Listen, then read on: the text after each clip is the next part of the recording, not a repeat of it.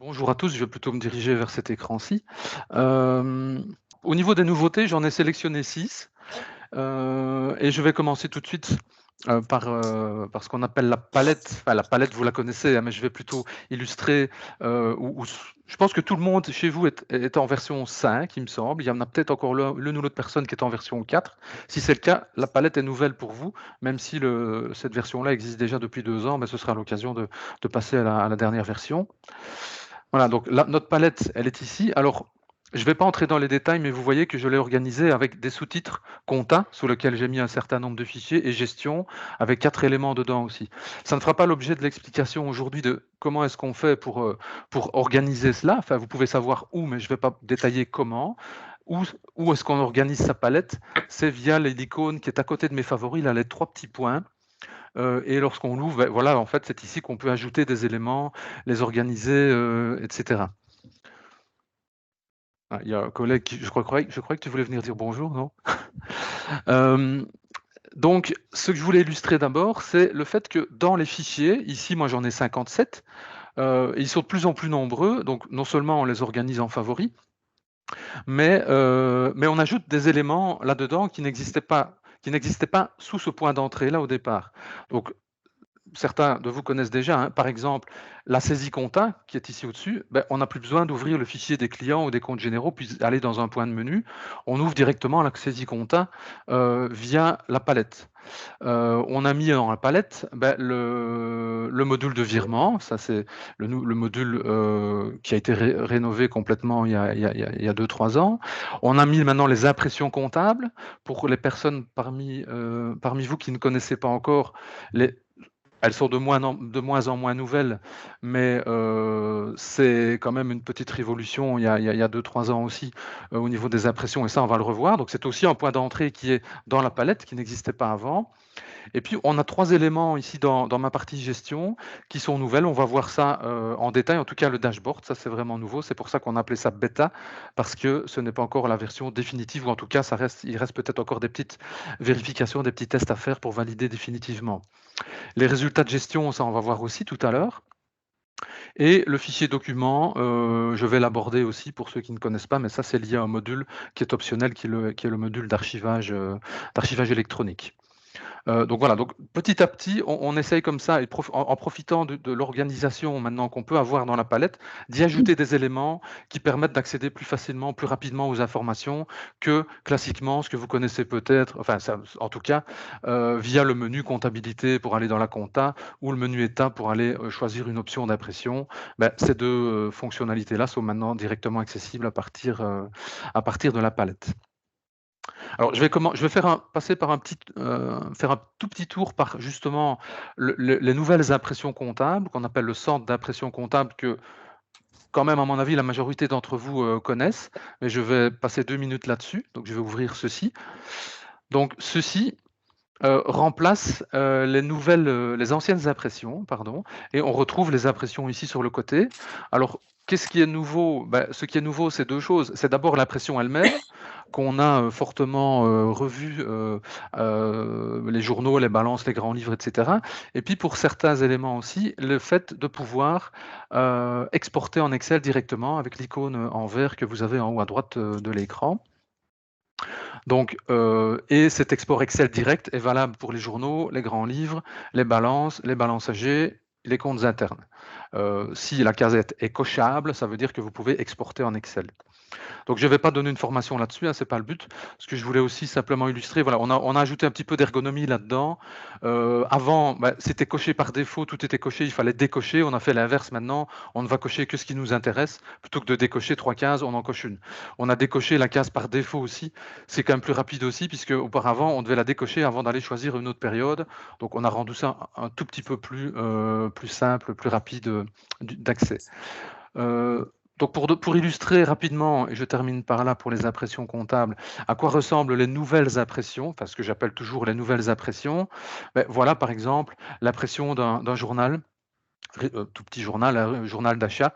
C'est l'équivalent en Excel de ce que vous aurez aussi sur papier évidemment, mais ça n'a plus rien à voir. Pour ceux qui ne connaissent que l'ancienne impression, bah, c'est quand même beaucoup plus clair qu'avant, beaucoup plus aéré, voilà, sous forme PDF.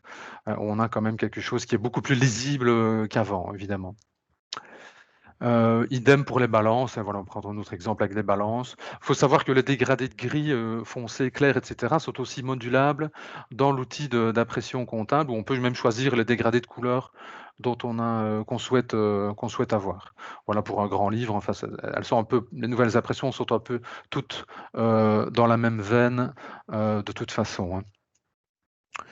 Voilà, alors je vais passer, bah, déjà, au 3e point. Le 3e point, c'est ce qu'on appelle, le dashboard. Alors je pense pas qu'il y ait quelqu'un déjà qui connaisse chez vous, ou alors une ou l'autre personne, peut-être Marilène, je ne sais pas. Elle va faire oui ou non de la tête. Oui, tu as déjà vu le dashboard? OK. Donc en tout cas, ça c'est vraiment nouveau.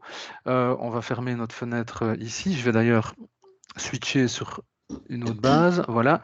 On va ouvrir le dashboard et le dashboard, bah, c'est quoi? C'est enfin après, après 30 ans, un peu, des éléments un peu graphiquement intéressants au niveau de la gestion de sa société, au niveau comptable principalement, chiffre d'affaires et cetera. Donc je vais passer quelques minutes là-dessus. Ah oui, j'oubliais, pour activer le dashboard et qu'il soit présent dans la liste de vos fichiers, il est ici, hein, dashboard en version bêta, comme j'ai dit, donc pas encore à 100% définitif. Par défaut, vous ne le verrez pas, le dashboard.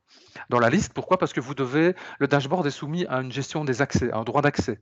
Donc il faut aller se donner, pour les utilisateurs en version multiposte, ben, certains utilisateurs n'auront pas forcément le droit d'aller voir un petit peu, avoir accès à ces chiffres-là. Donc on a, au niveau des droits d'accès de la base de données, il faut d'abord donner le droit d'accès à l'utilisateur ou au groupe d'utilisateurs auquel on appartient pour pouvoir voir ce fichier dans sa liste. Donc juste pour information, ça se passe dans le module administration, dans la gestion des accès.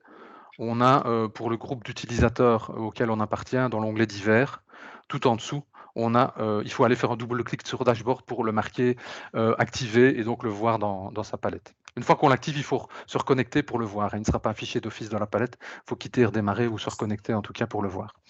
Donc le dashboard, qu'est-ce qu'on a comme fonctionnalité jusqu'à présent? On va, essayer de continuer à l'étoffer. Notamment au niveau, on a déjà commencé avec le module point de vente pour un peu avoir des statistiques de vente et des choses comme ça. C'est pas encore actif là ici. Pour le moment, c'est plutôt au niveau de la compta. Mais le chiffre d'affaires, par exemple. Alors ces petits graphiques-là sont juste un résumé. Pour afficher le détail en grand et pouvoir, gérer, visualiser, mieux ça par année, vous allez cliquer sur l'icône, la petite flèche là, en haut, à droite du titre et là j'ouvre vraiment le détail de mon option chiffre d'affaires mensuel. Heu, Par défaut sur les 3 dernières années en commençant par la plus récente 2024 et vous pouvez aussi revenir en arrière avec la flèche au-dessus de gauche pour comparer alors 23, 22, 21 ou 22, 21, 20 et comme ça, beh, vous avez, un aperçu chaque fois sur 3 années, du chiffre d'affaires mensuel, avec un comparatif. Si vous regardez dans le tableau à droite, on a des petits chiffres, des petits pourcentages en rouge et en vert en fonction de l'évolution, augmentation ou diminution de la colonne courante par rapport à l'année d'avant, à la même période, durant le même mois. Donc en avril, ben, en 2021, on a fait 8,37 de moins qu'en 2020. Vous avez aussi la possibilité d'exporter quoi? L'icône d'export, elle est ici. Enfin, on le voit mieux si on clique là-dessus. Voilà, c'est en entier comme ça. Export Excel, donc un export direct en Excel. Il ne va pas exporter le graphique, il va exporter le tableau des chiffres. Pour revenir en arrière, on va recliquer sur la petite maison, hein, sur l'accueil, on va dire. Voilà. On a l'équivalent au niveau du chiffre d'affaires cumulé. Bon, c'est pareil, sauf que ben là, on aura en cumulé, donc mois par mois, la somme du chiffre d'affaires. On voit ici qu'en 2023, on s'est arrêté au mois d'août, où on devient horizontal parce que la base de données, je l'ai arrêté au mois d'août de l'année passée. Oui, c'est ça. Export toujours possible avec l'icône qui est là. On a alors le top client, ça c'est aussi quelque chose qui était, fort rudimentaire jusqu'à présent et pour lequel vous nous demandiez un état rapide pour exporter le chiffre d'affaires des clients, sur les X dernières années. Mais c'est le même principe, sous forme de fromage avec le nom des clients lorsqu'on glisse sa souris dessus.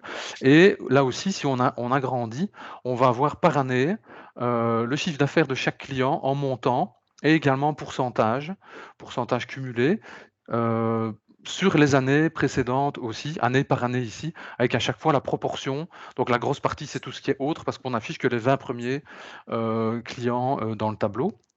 Et chiffre d'affaires, le pourcentage cumulé est certainement intéressant, dans la mesure où il faut peut-être éviter de rassembler un trop fort pourcentage de chiffre d'affaires sur un trop faible pourcentage de clients. Dans le cas où il y en a un qui passe à la trappe, ça peut être problématique.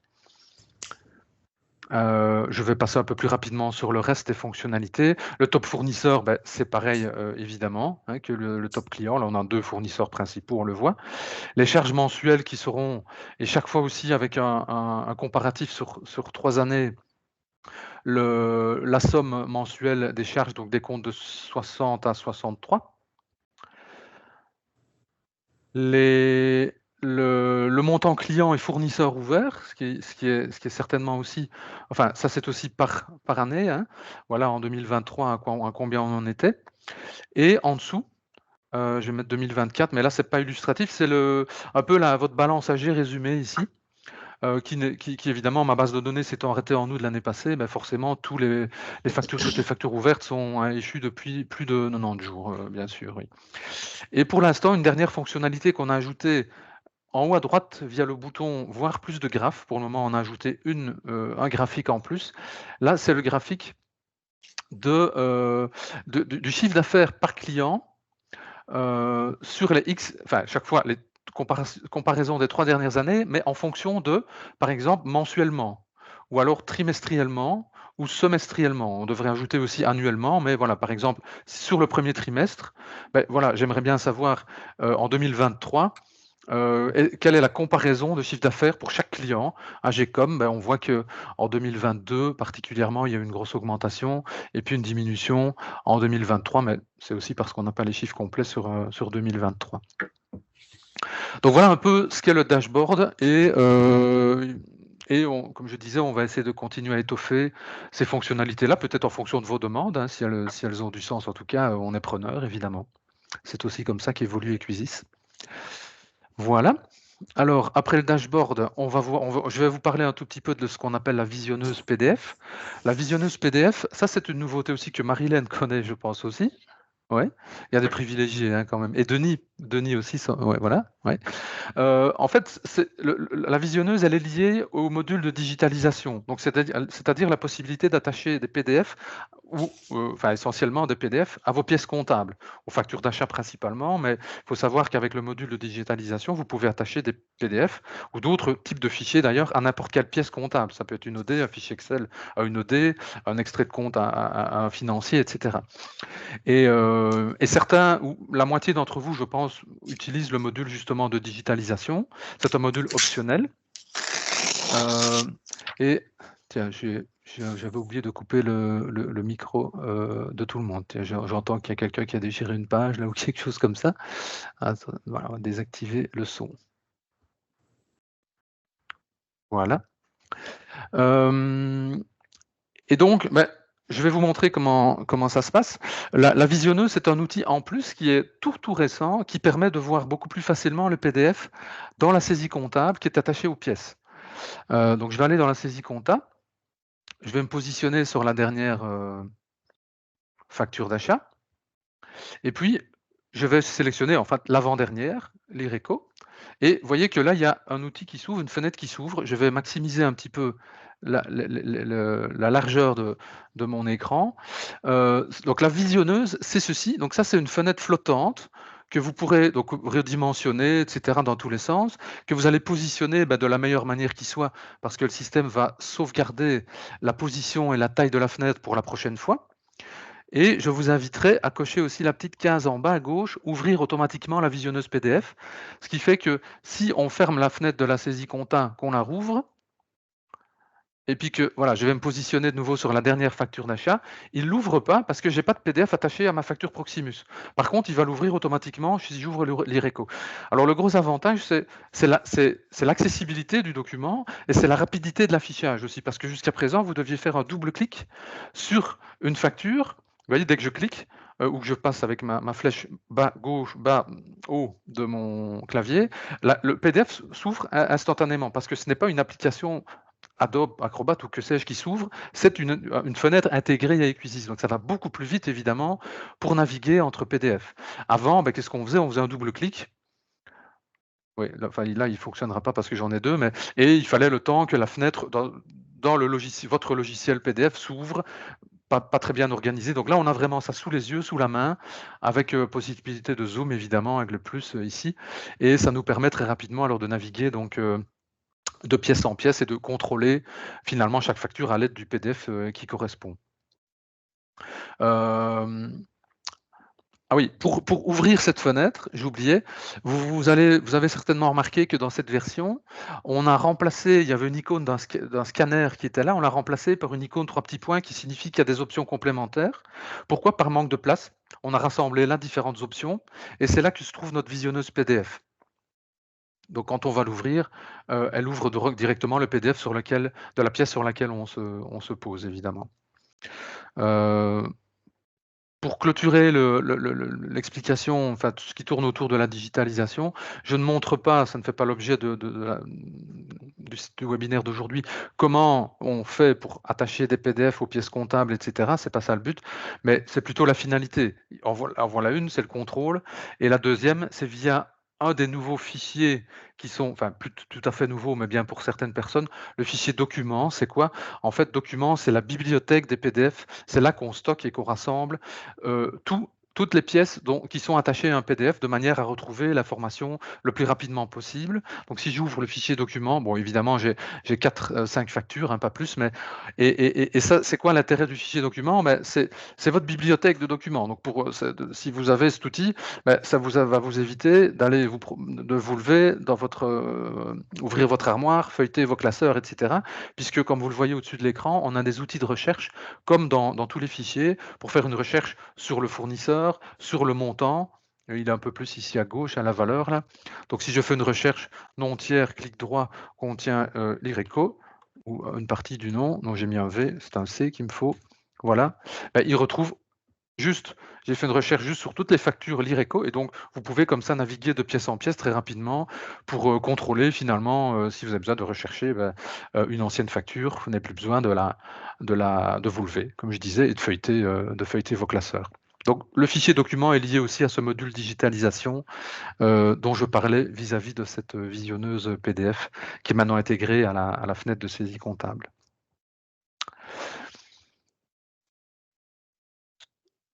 Alors, nous avons aussi développé récemment un autre outil qu'on appelle l'outil de résultat de gestion. Alors au départ, ça a été développé d'abord pour, un petit peu contrôler, enfin plutôt pour les utilisateurs qui disposent de la comptabilité analytique.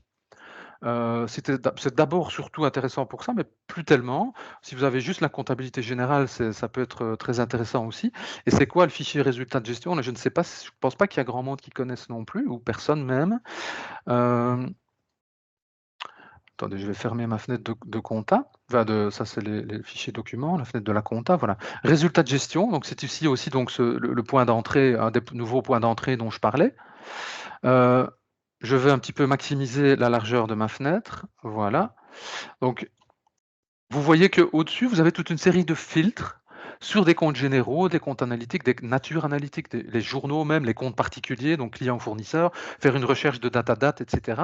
Et en dessous, on a l'icône pour l'éclair pour, pas en dessous, pardon, en haut à droite, pour lancer le calcul.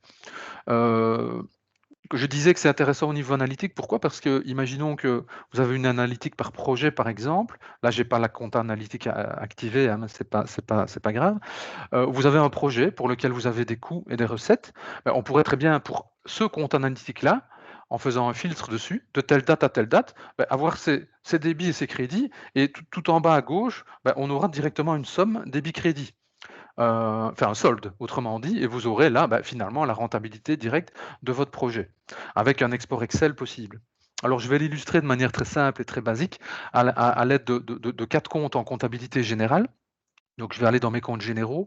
Je me suis créé un petit ensemble ici en dessous pour aller plus vite. Voilà, et j'ai récupéré, enfin, j'ai une sélection de 4 comptes généraux, enfin, chaque fois avec le pendant achat et vente, matériel informatique, achat logiciel, vente logiciel. Et comme ça, je vais pouvoir analyser mes chiffres d'achat et de vente d'informatique, on va dire, basés sur ces deux, voilà, matériel et logiciel. Donc, on va retourner dans résultats de gestion. Donc, on a 2 possibilités pour faire une recherche et un filtre. Soit on clique sur le bouton, parce que ce sont des boutons, comptes généraux, et là, on est en plein dans le filtre Excel, hein. Si on tape 60, il va vous afficher les comptes qui commencent par 60, on coche ce qu'on veut, et cetera, on valide. Vous voyez, si je fais ça, j'ai filtré, ouais, j'ai loupé mon coup, mais si je fais, enfin voilà, si je fais ça, voilà, un compte général, on voit que c'est ça ma sélection. Ça, c'est la première manière de faire. Par exemple, pour les comptes particuliers, c'est pas faisable. Si vous avez 5000 clients et 1500 fournisseurs, vous n'allez pas les cocher un par un. Donc, vous allez utiliser l'autre technique, si je peux dire. Attendez, je vais recocher tout. C'est de cliquer sur la petite icône du filtre. L'icône du filtre, elle va proposer d'office. Vous allez l'utiliser dans le cas où vous allez, vous, plutôt faire la sélection vous-même de manière plus simple, comme moi je l'ai fait par exemple ici, parce qu'avec mon filtre sur les comptes généraux, j'ai un petit peu de mal d'aller rechercher mes 4 comptes puisque j'ai des comptes 6 et 7, donc c'est difficile de trouver un facteur commun, donc plutôt je vais les chercher dans mes comptes généraux. Si ensuite je les mets en surbrillance, je retourne dans résultats de gestion, et alors je clique là vraiment sur le filtre et il va chercher, il va m'afficher, il va détecter plutôt que j'ai un fichier des comptes généraux qui est ouvert avec une surbrillance de 4. Donc quand je clique sur le filtre, il me met voilà 4 comptes généraux. Donc ça veut dire que ma recherche va porter sur ceux-là et je vais mettre une période de janvier à décembre 2023 et je vais exécuter le résultat, enfin lancer le calcul, enfin la recherche, voilà. Et donc j'ai toute une série d'achats et de ventes, vous voyez, sur ces 2 comptes-là, enfin ces 4. Et on voit, enfin on va faire crédit moins débit plutôt que l'inverse. Voilà, j'ai une somme débit, une somme crédit, j'ai 6 000 € de solde. Et donc ça veut dire que normalement, j'ai une marge d'autant sur mes achats et mes ventes de matériel ou de logiciel informatique, de manière très, très, très basique. Dans cet écran-là, 2 choses encore. Vous pouvez il y a d'autres colonnes pour les comptes analytiques justement, hein, que j'ai mises à la fin parce que je ne les montrais pas. Vous pouvez déplacer les colonnes, les réorganiser, le programme va mémoriser exactement l'ordre des colonnes pour la prochaine fois où vous ouvrez le fichier. Et en plus, vous pouvez faire des filtres. Vous voyez, si je fais un clic droit sur le titre de la colonne libellée, comptes généraux, je vais faire, voilà, on va taper logis, contient logis. Là, je filtre sur achat et vente logiciel, par exemple. Et les soldes, ça s'adapte automatiquement. Donc on peut faire comme ça des filtres par clic droit sur une des colonnes. En cascade, si je fais un deuxième filtre juste sur le journal d'achat, je n'aurai plus que les achats de logiciels. Voilà. Et puis pour enlever les filtres, on a un bouton ici, supprimer filtre, qui s'affiche lorsqu'il y a un filtre. S'il n'y a pas de filtre, le bouton disparaît, comme ça on voit directement s'il y a un filtre ou pas qui a été appliqué. Donc voilà, je ne vais pas aller plus loin là-dessus. Donc c'est ce qu'on appelle le fichier de résultat de gestion avec, comme je l'ai dit ou pas, je ne sais plus, un export Excel aussi du résultat, ce qui est quand même fort intéressant aussi évidemment dans ce cas-là. Donc vous pouvez comme ça combiner différents critères de recherche sur des comptes généraux, analytiques, des clients, des fournisseurs, des dates, des périodes, etc. Puis lancer le calcul avec l'icône en haut à droite de l'éclair. Donc voilà pour le résultat de gestion. Mon dernier point des nouveautés, c'est la possibilité maintenant de faire un import d'une opération directe via un fichier Excel. Je vais être assez rapide là aussi parce qu'il est déjà 2h30. Je vais aller dans la compta. Je vais me positionner sur un journal d'opérations diverses.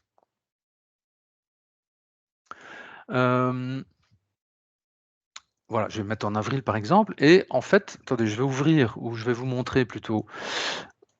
Voilà, j'ai un petit fichier Excel ici, qui est très forcément très basique, qui simule une OD qui est encodée dans Excel, avec un compte général, un libellé, un débit, un crédit et un commentaire où j'ai rien mis, mais c'est juste pour illustrer ce que je vais vous montrer. Donc en fait, on a un petit assistant d'import qui va vous permettre de décrire les colonnes du fichier Excel et de dire lesquelles vous voulez importer. Donc Le libellé, je ne vais pas l'importer parce que le compte général, il existe déjà. C'est pour ma compréhension à moi de mon fichier Excel que j'ai mis une colonne libellée. Mais je vais lui dire que je veux importer le compte, le débit et le crédit. Et donc, ça veut dire que vous n'avez pas besoin d'avoir un fichier Excel qui est tout à fait nickel pour y avoir 25 colonnes, parce que vous aviez besoin de 20 colonnes autres d'informations, mais de dire simplement j'importe la première, la troisième, la quatrième. Donc c'est ce qu'on va faire ici. Donc au lieu de faire plus pour créer une OD, ben, on va cliquer sur l'icône du petit triangle et on va faire importer. Là, j'arrive dans ce petit assistant où il me demande si j'ai plusieurs feuilles à mon fichier Excel, ben, quelle est la feuille? Ben, j'en ai qu'une, donc c'est la feuille 1. De quelle ligne à quelle ligne? Ben, j'ai une ligne de titre, donc c'est de la ligne 2 à la ligne 6. On va aller mettre la ligne 6. Puis je vais importer ce fichier, enfin l'importer, enfin en quelque sorte le charger en mémoire dans la base de données. Le voilà. Et donc là, EQSys sait quelles colonnes sont présentes dedans, et on a 3 informations obligatoires, c'est celle dont je vous parlais, et lui m'affiche toutes les colonnes de mon fichier Excel. Donc je choisis, le compte général, c'est ma première, le débit, c'est la troisième, le crédit, c'est la quatrième, le commentaire, j'en ai pas besoin. Dans les optionnels, on va quand même aller mettre une date. Soit j'ai une date dans Excel, dans une colonne supplémentaire, soit je vais dire manuellement, non, moi je vais l'encoder au 1er avril 24. Le libellé des mouvements comptables, si vous n'avez pas de libellé dans une colonne libellée, on va les mettre ici au des salaires, par exemple. Et info, oui, en fait, info, c'est le libellé général de l'écriture, où là aussi, on pourrait avoir une colonne, mais je vais mettre au des salaires aussi. Et puis, je vais valider. Il va contrôler, évidemment, si les comptes généraux de mon fichier Excel existent dans votre comptabilité. Ça fonctionne aussi avec la compta analytique. Là, il y a des champs en plus qui sont masqués parce que ma licence n'a pas de compte analytique, mais vous pourriez aussi avoir une colonne avec vos comptes analytiques ou vos natures analytiques. Donc il va simplement, voilà, je valide, il vérifie si le fichier est bon, tout ça, ok, c'est créé. Et puis je vais ouvrir mon mois d'avril et voilà simplement la transposition de mon petit fichier Excel avec donc dans le libellé manuel que j'ai mis, le libellé des mouvements et le libellé général qui est ici au des salaires.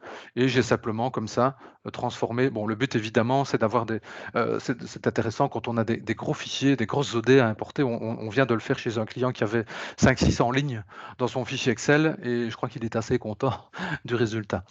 Donc avec aussi, comme je disais, la possibilité de ventiler en analytique. Donc voilà un petit peu pour la partie nouveauté. Bon, j'ai dû sélectionner hein, évidemment, mais il y a, j'espère en tout cas, des choses que vous ne connaissiez pas encore parmi ces 6 éléments-là. Je vais un petit peu parler maintenant de trucs et astuces. Alors j'en ai répertorié une douzaine, enfin 12. Et je vais commencer tout de suite par parler de raccourcis. Bon, il y en a 8 pour la saisie compta. Ça va être assez condensé, hein, comme je dis, parce que le temps passe, mais c'est des petites choses en général, donc ça devrait aller. Les raccourcis clavier. Alors, la première chose que peut-être certaines personnes ne savent pas, c'est que quand vous enfoncez la touche contrôle de votre clavier pendant quelques secondes, ce que je vais faire, on va afficher toute une série de raccourcis clavier dans la compta. On ne va pas les détailler, hein, c'est le principe que maintenant vous connaissez. Vous enfoncez CTRL quelques secondes jusqu'à ce que vous voyez tout ça. Alors, c'est en fonction de où vous êtes. Là, je suis sur une pièce, donc évidemment, j'ai plus de raccourcis clavier que si j'étais sur une période. Hein. Il y a des raccourcis pour CTRL-I ici ou CTRL majuscule I ou J vers les boutons information parce que je suis sur une pièce. Donc, les raccourcis vont s'affichent en fonction de l'endroit où on se trouve. Mais ça, c'est une première chose. Une deuxième chose, c'est que c'est un petit peu l'ergonomie, que peut-être tout le monde ne connaît pas suffisamment parmi vous. Dans une pièce comptable, par exemple, le fait que, et ça fait partie de la touche contrôle que j'ai montré, vous voyez, le programme la pièce se décompose grosso modo en 3 cadres. Hein. Il y a le cadre écriture ici, avec le fournisseur, le montant, la date, etc. Le cadre TVA et le cadre des mouvements. Ben, vous pouvez passer d'un à l'autre sans la souris, avec, c'est quoi le raccourci? C'est contrôle et flèche droit. Oui, là j'ai enfoncé trop longtemps en contrôle, mais vous voyez que mon curseur clignote maintenant dans le tableau de ventilation TVA ici qui est en dessous. Si je refais encore contrôle flèche droit, ben voilà que je suis maintenant dans les mouvements en dessous. Je refais à l'envers, contrôle flèche gauche, et je reviens alors dans le cadre. Voilà, et je navigue comme ça dans les 3 cadres, contrôle flèche droite, flèche gauche. Quand on est dans les mouvements, peut-être ne le savez-vous pas, mais vous pouvez aussi utiliser vos touches de votre clavier, flèche haut-bas, pour passer d'un mouvement à l'autre. dans la colonne où je suis, je passe d'un mouvement à l'autre. Tabulation, évidemment, c'est horizontal. Flèche bas, pardon, flèche haut, monter, descendre. On a aussi un petit peu optimisé pour que quand on fait tabulation sur le libellé d'un mouvement, s'il y a un mouvement en dessous, on arrive dans le mouvement qui suit. Comme ceci. C'était pas tout à fait possible avant non plus, ça. On avait un message d'erreur parce qu'on arrivait dans une colonne que personne n'utilise et il voulait qu'on s'arrête là. Donc là maintenant, donc, on peut naviguer comme ça, de haut en bas, de gauche à droite, uniquement donc avec son clavier. Donc là, ben oui, il y a aussi au niveau des règles TVA, et ça, j'en ai parlé à Denis il y a pas longtemps, c'était notre collègue qui réclamait ceci. C'est que voilà, imaginons que je suis dans le fournisseur, je fais tabulation, date, libellé, règle d'imputation. Je voudrais choisir une règle parce qu'il n'y en a pas encore, ou je voudrais en changer ou ajouter une. Je fais flèche bas, j'arrive dans mon écran de choix de règles et d'affectation, flèche bas encore, je choisis, et puis flèche droite, vous voyez, je les passe à droite. Si je fais tabulation, je passe dans l'écran de droite, et donc je fais flèche gauche pour les remettre dans l'autre sens. Donc la tabulation met le focus de gauche à droite, les flèches gauche ou bas, ou droite, je vais y arriver, glissent un élément à gauche ou à droite. Donc de nouveau là aussi, sans la souris, on est capable de s'en sortir, et ça veut dire que on pourrait quasi ou même plus que quasi, arriver à encoder une pièce sans aucune intervention de la souris, parce qu'à commencer par le contrôle plus ou pomme plus, hein, sur Mac pour ajouter une pièce. Ça, je vous laisserai découvrir donc tous les raccourcis qui existent. Alors la 3e point, c'est pas tout à fait nouveau non plus, mais c'est quand même assez sympa, c'est de pouvoir faire des calculs dans des cases TVA quand vous êtes dans une pièce comptable. Donc par exemple, voilà, pour Proximus, je prends un cas, au hasard, je voudrais faire voilà, sur ma facture, j'ai des ventilations en base différentes. J'ai peut-être du 6 du 21, et donc je dois faire un calcul, que vous faites pour l'instant avec votre calculette, avec les différentes lignes de facture que vous avez sous la main. Ici, beh, vous pouvez faire le calcul dans la case. Comment? Toujours en commençant par la touche égale, et puis vous faites votre calcul, que ce soit des plus, des moins, des fois des divisés. Si je veux, enfin c'est un bête exemple, mais si je veux calculer enlever la TVA à 21 de ceci, ben je fais le montant divisé par 1,21. Je fais, oui, attendez, là j'ai un point en trop. Ah oui, non, voilà. Voilà, je fais tabulation, et donc il enlève la TVA, évidemment il crée le mouvement ici, selon le mécanisme habituel d'Equisys. Donc le égal, puis un petit calcul arithmétique. Vous permet de générer le résultat. Alors on peut aussi le faire dans le mouvement, c'est la même chose, hein. Si je mets égal, je sais pas moi, 10 plus 20 plus 30, tabulation, bah, ça fait 60, et il crée évidemment le mouvement complémentaire en dessous avec le montant qui reste de 146,60. Donc c'est aussi possible, si vous avez l'analytique dans l'écran de ventilation analytique, on peut aussi faire ces petits calculs-là.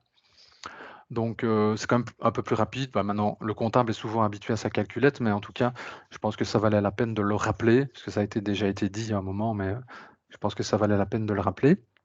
Alors ça, le point 4 est intéressant aussi, et est fort nouveau aussi. Ça veut dire quoi ça, en fait?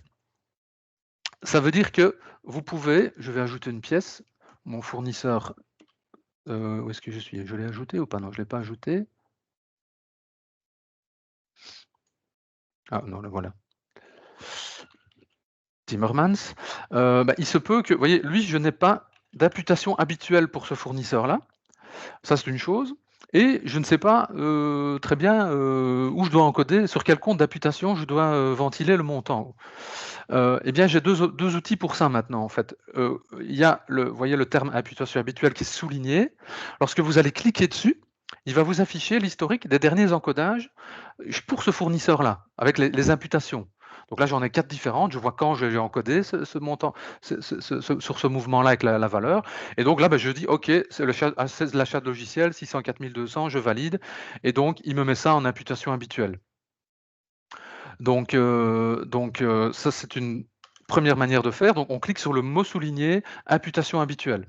Si on si on a l'analytique, pardon, même chose en cliquant sur le mot souligné compte analytique. Vous voyez là, enfin, c'est un bête exemple, mais on peut aussi comme ça imputer en analytique de cette manière-là. Et une deuxième manière, c'est imaginons que j'ai 2 comptes d'imputation ici, je vais mettre 200, il me reste 800, mais l'imputation habituelle ne sert qu'à générer les mouvements.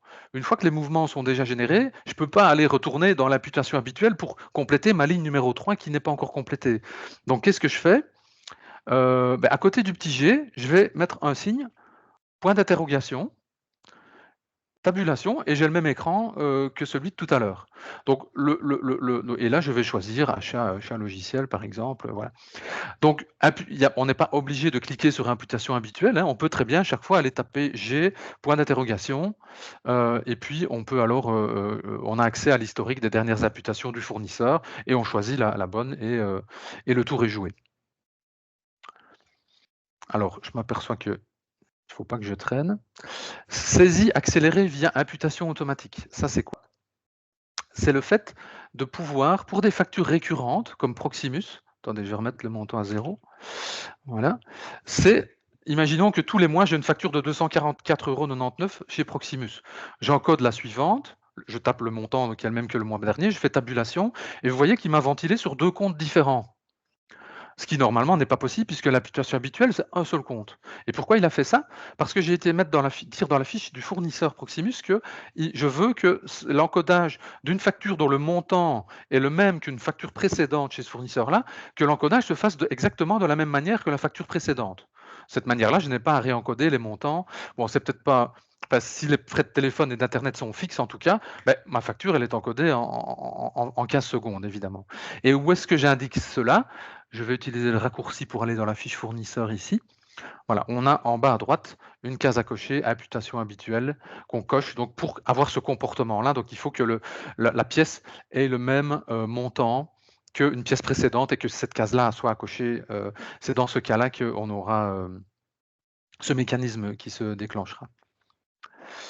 Alors oui, le point 6, le point 6, c'est quoi?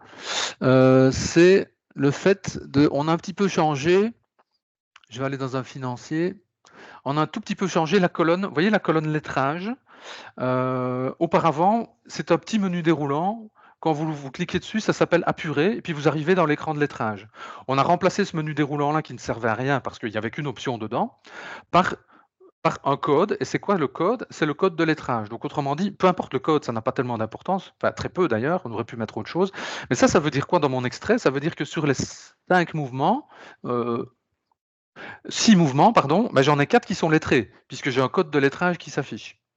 Donc, et pour aller dans la fenêtre de lettrage, maintenant, il n'y a plus ce petit menu déroulant là, on va cliquer simplement sur la case, en fait, pour Art of Life, je vais cliquer dessus, là, il n'y a pas de code de lettrage, effectivement, hein, il n'y a pas de mouvement lettré, donc si je le coche, voilà, celui-ci, 23-29, c'est lettré, je valide, voilà, j'ai un petit code de lettrage, donc peu importe le code, hein, ça c'est un code tout à fait interne à Equisys, mais le fait qu'il y ait un code vous indique que le mouvement est lettré, et ne cherchez plus donc ce petit menu déroulant pour aller dans la fenêtre de lettrage, il suffit de cliquer sur la case pour y retourner. On a remplacé donc le petit menu déroulant par ça. Mais l'intérêt aussi, c'est d'abord plutôt c'est de visualiser qu'il y a un lettrage sur quel mouvement ou quel mouvement il n'y en a pas.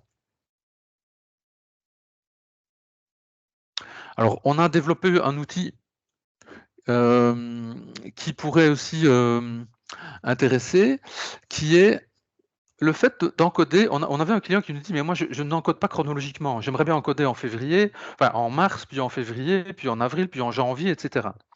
Alors, comme on doit chaque fois se positionner dans la bonne période du bon journal, c'est pas pratique du tout de faire comme ça, puisque chaque fois on doit changer de période.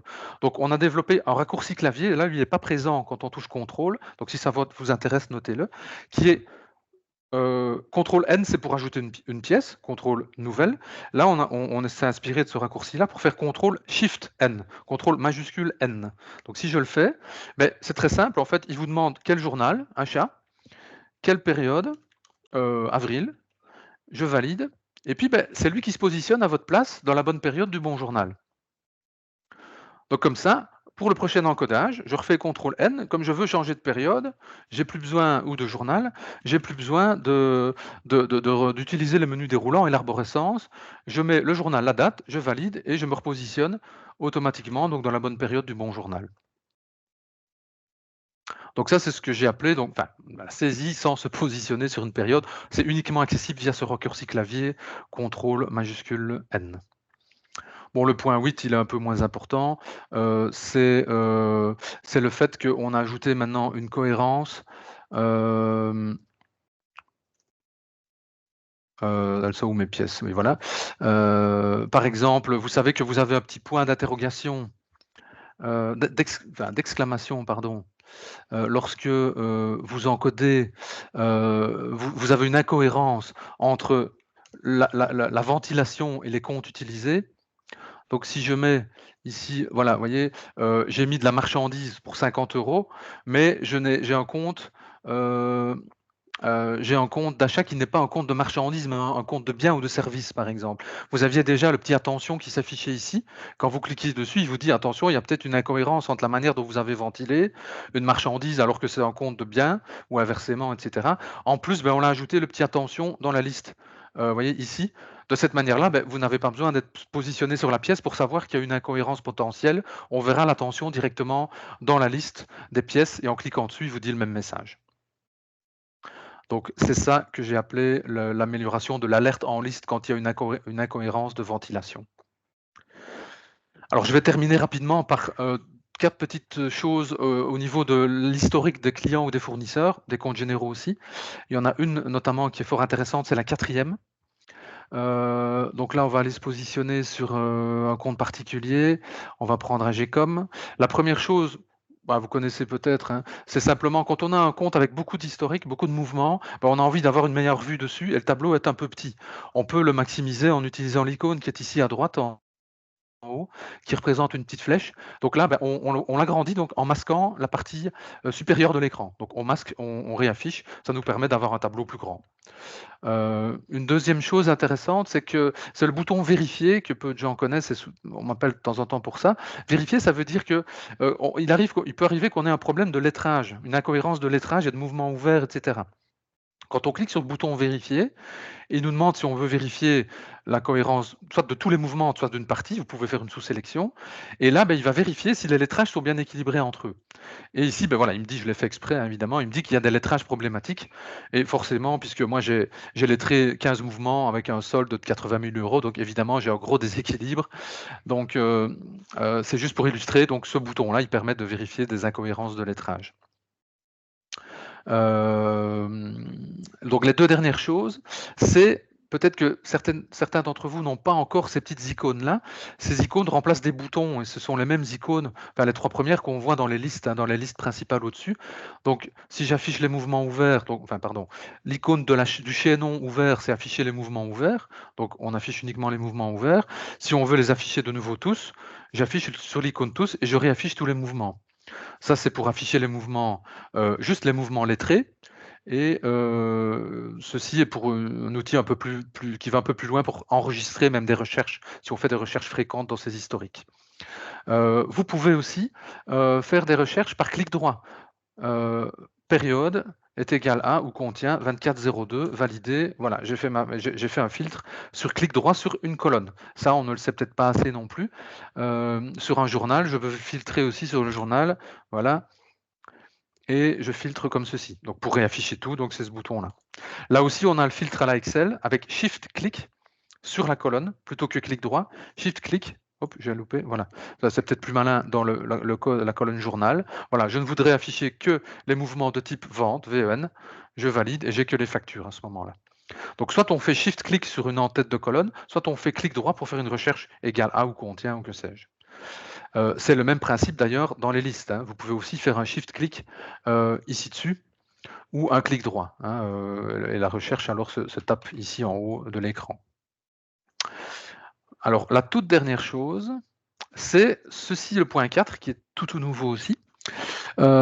Ici, c'est quoi le truc? C'est que vous pouvez maintenant, à partir d'un historique, donc un compte général, un compte particulier, un compte analytique ou également dans notre écran de résultats de gestion là, que je vous ai montré tout à l'heure, par clic droit, on a une option, parmi celles qui existent, d'afficher la pièce dans la saisie compta. Donc ça veut dire quoi? Ça veut dire que le programme va ouvrir l'écran de saisie comptable et va se positionner sur la pièce qui est à l'origine de ce mouvement comptable-là. Donc je vais le faire. Donc ma facture, on va l'isoler, ce sera plus clair. Non, j'ai fait le contraire. Voilà, celle-ci par exemple, de 205,70 €, je fais clic droit, afficher la pièce dans la saisie compta.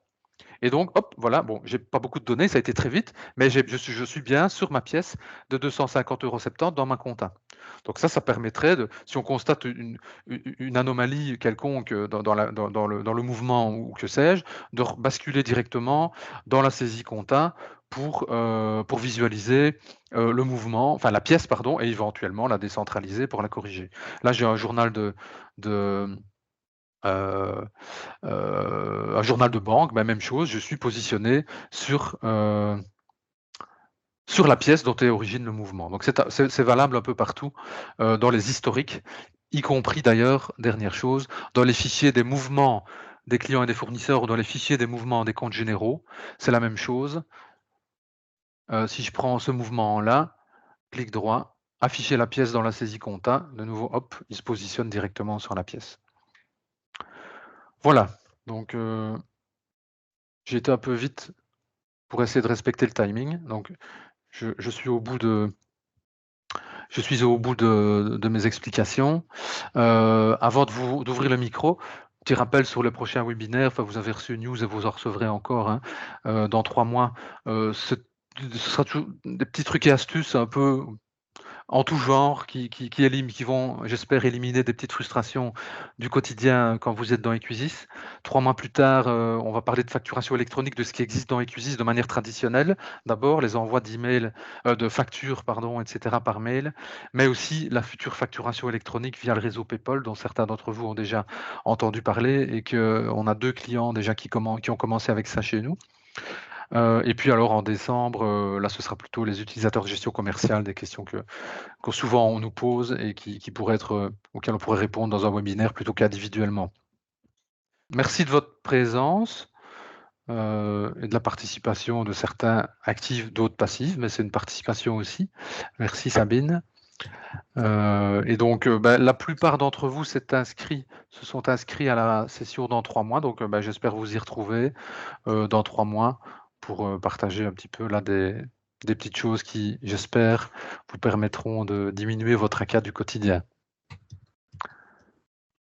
Voilà, merci à tous. Je vais stopper l'enregistrement et le partage et je vous dis à bientôt. Merci. Merci. Au revoir, oui. Au revoir. Merci Eric. Merci Eric.